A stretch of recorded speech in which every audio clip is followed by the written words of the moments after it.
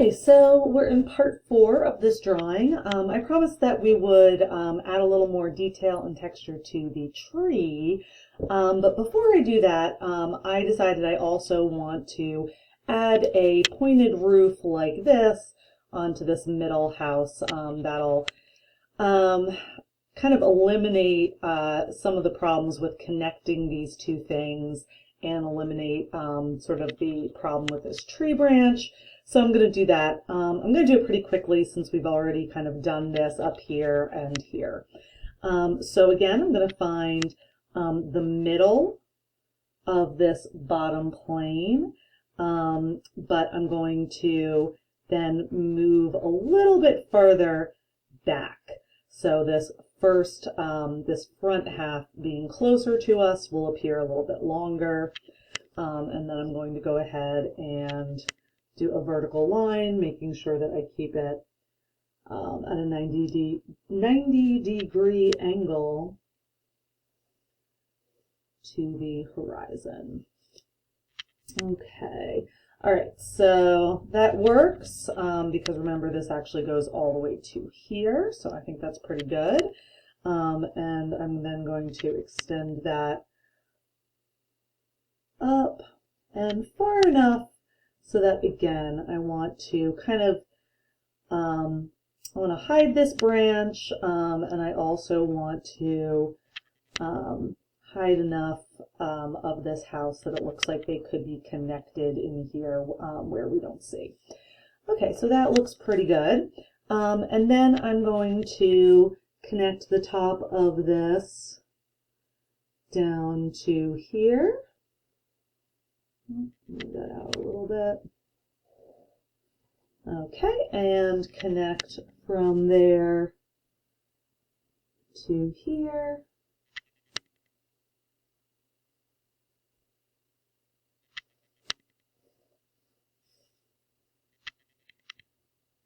Okay. Oops, got lost a little bit in there. Let's try that again.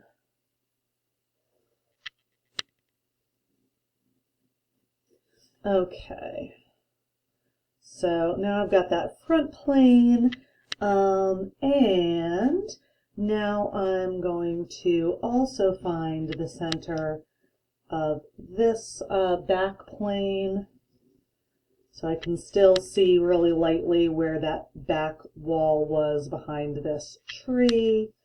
So I'm just going to try to find what I think would be that midway point, like so.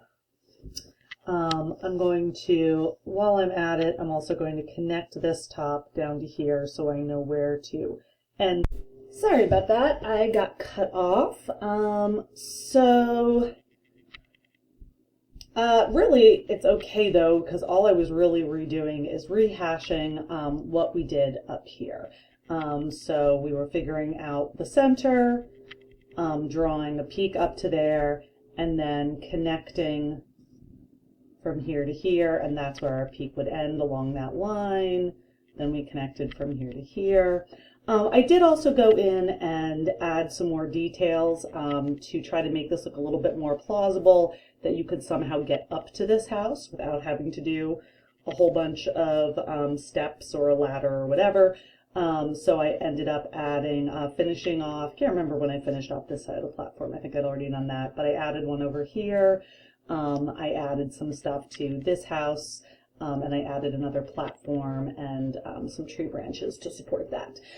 So even though you didn't get to see all that, it's maybe for the best, because really I want you guys to be able to design these houses to be anything you want them to be, and not just have to copy what I did.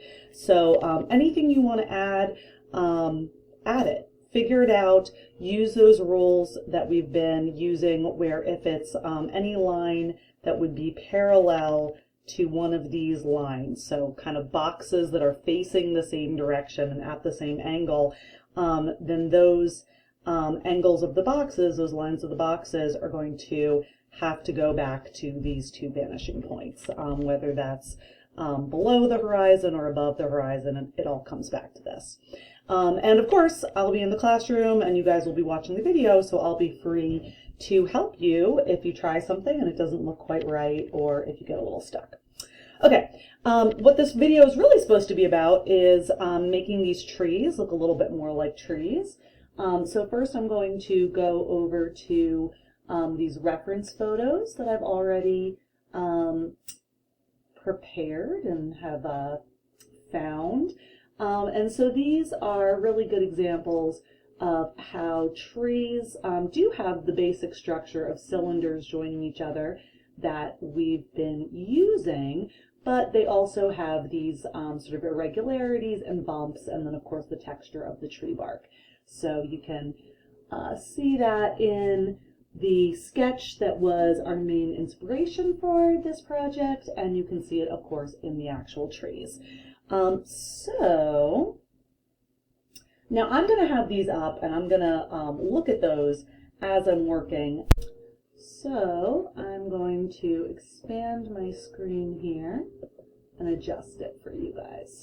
Okay, so now we've got this situated so you've got a view more like mine. So zooming in on these, first thing we want to do is probably add a few more tree branches, and I'll go ahead and erase some of these orthogonal lines that would be in the way. And of course I want to start erasing the ones that are on top of some of the structures that we'll need to get rid of. And these will just disappear entirely unless it's actually become a form, as of course a bunch of them have. The part that was just to kind of imagine connecting to the vanishing point, all of that will just go away. All right, and then you can just start to add on different cylinders of various sizes. You do want to pay attention to kind of the size and the way these attach, where they attach, kind of how they branch out from the tree. Different species of trees have different branching patterns, and you can have them curve a bit. You just don't want to go overboard with it. So maybe combine, if you're going to use some curves, I would just recommend combining both angles and curves, and still sticking with these curves around the base of where things attach so that it doesn't look like it's flattening out. Let's see, and so you can do as much with this or as little as you want. You do want to include some overlapping, so having things come behind some of your other structures, maybe going in front of your structures here and there. But of course, you're not going to want to block your main structures that much. I'm still leaving this tape down in case I want to add any more perspective stuff to this drawing. The tree branches themselves don't really need to be in perspective because they just don't, they're not the kind of structures that are that the system of perspective is designed for, linear perspective that is. So to make these look 3D and look like they're going back in space, we're relying on placement, size, that kind of thing. So I want to be careful about how I put things over here because I don't want them to overlap my main structures too much. But a little bit of overlapping can just make your drawing more interesting. So do include overlapping.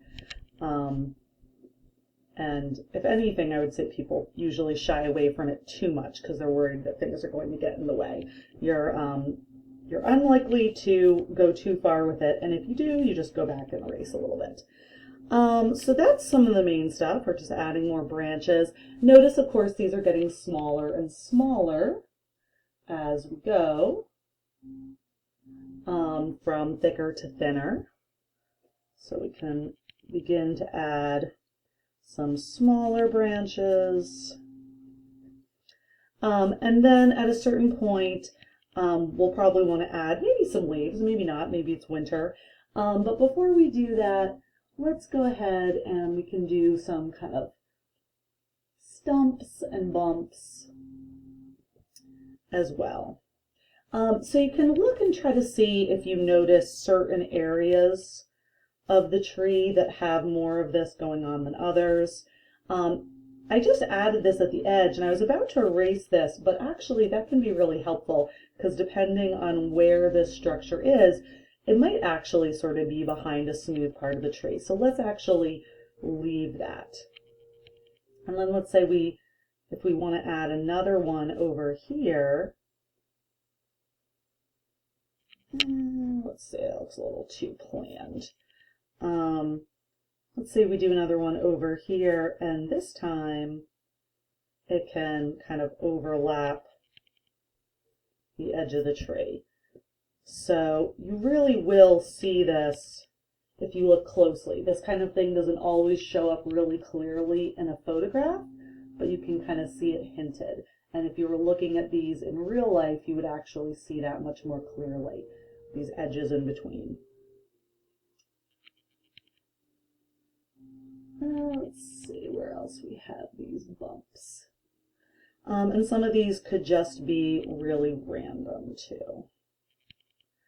These could kind of create a little bit of a focal point. So if you put one somewhere and you realize, ooh, you know, actually that looks a little too distracting or what have you, then you could always just get rid of it. So try a few of these out. All right, I think that's actually pretty good. I don't think I need to overdo it. Okay, and now we can go ahead and start to work on some of the texture. So you can start this with lines, but in the end, these aren't going to be lines that will be really defined. These might be softer lines or edges of shapes. So rather than making them really hard, I'm kind of purposely making them sort of soft and sketchy.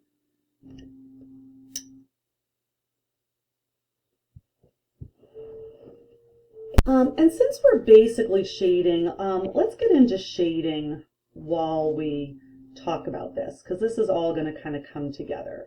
So we're going to basically shade this like we would any drawing. We're going to think about where's our light source. So since I started shading on this side, let's say our light source is coming from sort of the top right of the page. But we've already learned about, you know, a lot of times there's reflected light. Maybe the darkest part will sort of be in the middle. And you can actually use the texture here to help you create the shadow. And you don't have to go overboard with the texture. You actually want to focus more on shading the forms and using the shading to make things look three-dimensional. So I might shade where the tree connects to another form, so it goes behind it, so there's a little shadow. Underneath these boards, that would definitely be a place where you'd have quite a bit more shadow. And as I'm starting to kind of define these more, maybe I'm going to let a little more variation occur. So maybe these aren't completely as straight lines as I made them at first, but maybe they wobble a little. Here, as I get down, oops, and actually, let's move this. I'm gonna actually untake this, but I can always put it back later. I realized you guys weren't able to see that as well as I wanted you to. So as we get down to here, our shading can then also combine with these sort of contour lines that we've left on here. So this doesn't have to remain a perfect line. This can become an implied line. by breaking and then reforming. You can use maybe the texture to kind of help with that. And then we can make it dark underneath this part of the board, but then maybe it's also even darker in this part that's further back. So at this point, don't shy away from adding some darker values. You can always use your pencil to go back and lighten them up if you think you've gone overboard, but in my experience, people usually don't go far enough. So keep your mark making somewhat controlled. Remember, as much as you can make this feel more 3D by making some of that shading curve around the form. Okay, I've zoomed in a little bit here so you can see this a little bit closer and adjusted my camera so you can get a little bit more detail. So you can see how I might be showing those marks, but when I'm showing them, I'm using that to, again, reinforce the form. And I can use a little bit, again, of that texture, especially in the areas where I want it to be darker. Let's see. I think that basically concludes our part about the tree bark. So now let's talk about leaves. Okay, so I've found some reference images, both of real trees and of some drawings of trees. So I always like to kind of start by looking at the real thing, but of course looking at some pencil drawings can also be really helpful to see how an artist interprets that. And I'm going to kind of walk you through that process. So the main thing to think about with leaves is that we're not going to draw individual leaves. We're going to draw these clumps. Think of them almost like clouds. So you can kind of decide, all right, where do you want maybe one of these clumps to be? So this seems like a good place for a clump of leaves. And maybe we'll make this kind of come in front. So I am outlining this, but just keep in mind that while you're doing this, this is going to be the very definition of a soft outline. And then I can go ahead and I can shade it, and I'm going to shade it much like I would shade any other form. So I am going to use the edge of my pencil though. So this is a soft form. All right, so I am going to shade with the edge of my pencil since we're doing something with a soft edge to it, especially around those edges, but we can kind of make it a little darker on the side where the light is the opposite from the light. We can let it get lighter at the center to suggest a sense of form. If we have one part coming in front of another part, sorry for that blurriness. So I've got this part kind of in front of this part, which just sort of happened fortuitously because I was trying to change the shape and I thought, oh, actually, that looks like two different sort of levels. That works out perfectly. And I actually want to not only make this soft by using the edge of my pencil, but I can purposely sort of add a leafy texture by making sort of bumps. So if you're looking at leaves from a distance, they're just going to look like bumps. I don't necessarily want to make it too dark over on this side. Let's let this get lighter over here. And in fact, I could also switch it up and maybe shade behind my leaves. So maybe my leaves are darker and I'm making, or sorry, my leaves are lighter and the house behind them is darker. And so I might switch it up, especially since the house is behind. So here I'm actually going to go back and I'm going to erase some of that I just shaded along the edge, and instead I'm going to keep that same bumpy and uneven edge, but now I'm going to shade the background instead. And so using these sort of hatching marks, I can use that to add sort of form and texture to the rough wood of the treehouse, let's say. And even here where I've got all this detail going on in the treehouse, I don't have to get every little bit of that detail in order to get the basic idea. And then I can also shade a little bit darker in between what would be those slats of the deck, of the railing. All right, so a lot of the shading, again, you can kind of take the pressure off of shading the leaves and knowing how to draw them and just shade around them.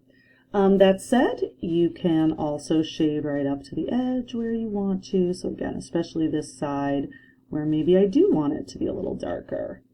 And maybe it's going to come behind, let's say, this part of the tree. So where you go behind something else, another form, that's always a good place to make it a little darker. So that's a good place to make our leaves a little darker. And then I can also shade into the center, not necessarily everywhere, but again, just creating sort of like a rough, sort of leafy texture to this.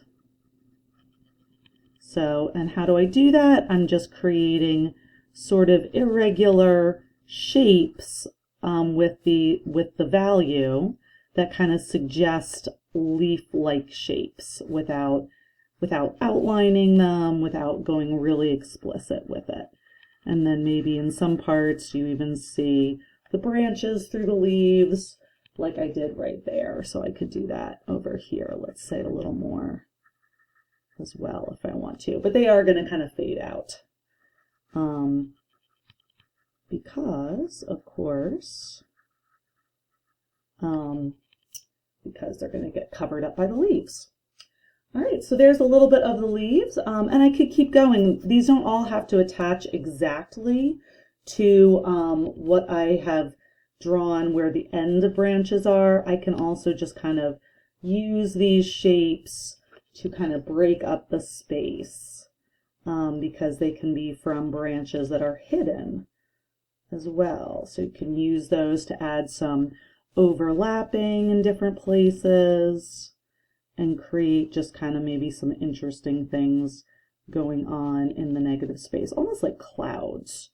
And then again, I would fill this in with some shading, only make hard edges here at the edges of the form of the houses. And then in the center, I can kind of create these sort of random leafy textures, but I can also sort of give them an overall sense of form by maybe having the bottom part of the leaf forms be a little bit darker, let's say, and maybe the center get a little lighter. So just like any other forms.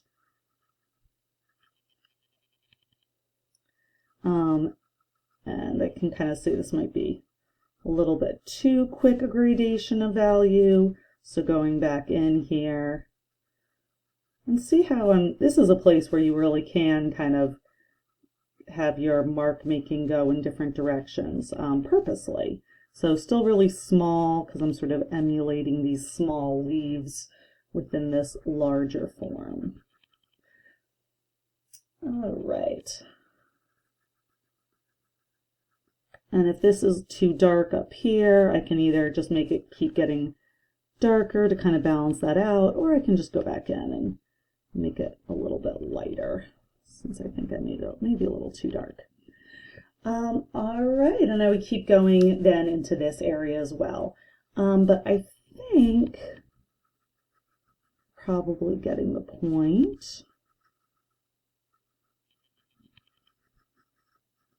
I can also, as I'm coming up to these edges of the trees, maybe I want to add a little bit more lumps and bumps since I didn't do that many earlier, so I can let that happen.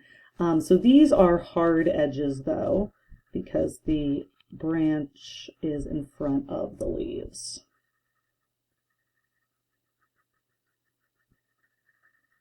So starting carefully at that hard edge, and then we can let that get soft on the outside edge.